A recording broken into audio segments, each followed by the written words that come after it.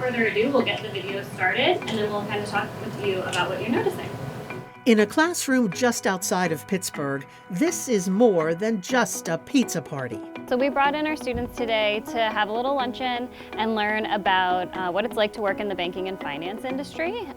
Educators in our region are now using a series of WQED videos that cover a variety of careers, bringing the jobs to the students where they can hear from those working in the field. And they gave quite a bit of useful advice. How many years they studied or what specific routes they took to end up there. It's all part of a WQED initiative called Future Jobs, which addresses the workforce needs in Western Pennsylvania, identifying careers that are trending now or are predicted to trend in the future. One of the things that I was most impressed with in the video was that they talked about the different aspects of that field. That it's not just the banker or the teller that you see at the bank. Like they were talking about cybersecurity in there. There's numbers jobs, there's tech jobs for, if you like coding and stuff.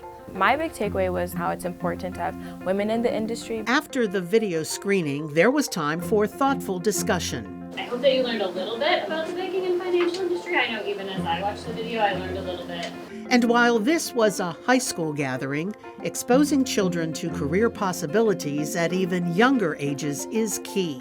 In fact, the majority of our Future Jobs education partners are at middle schools, and elementary teachers are showing interest too.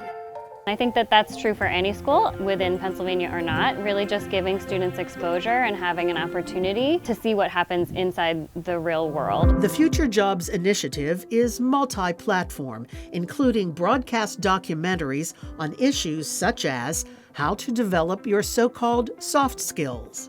Each week we would have a game where we would come up with something random to talk about, and then we would discuss it for 1 minute and make sure we were keeping good eye contact with our peers, being loud and being focused, and that helped with my presentation skills. Shared on social media, you'll find a series of digital shorts that take a quick but informative dip into careers, ranging from culinary to coding to caring.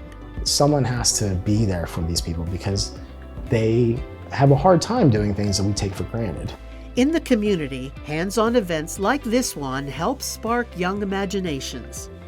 I always hoped I could be a marine biologist. When I get older, I want to be a lawyer because I like to debate a lot. Now notice I said a career and not a job. Hello and welcome. When the pandemic hit, we added virtual community events to our Future Jobs initiative.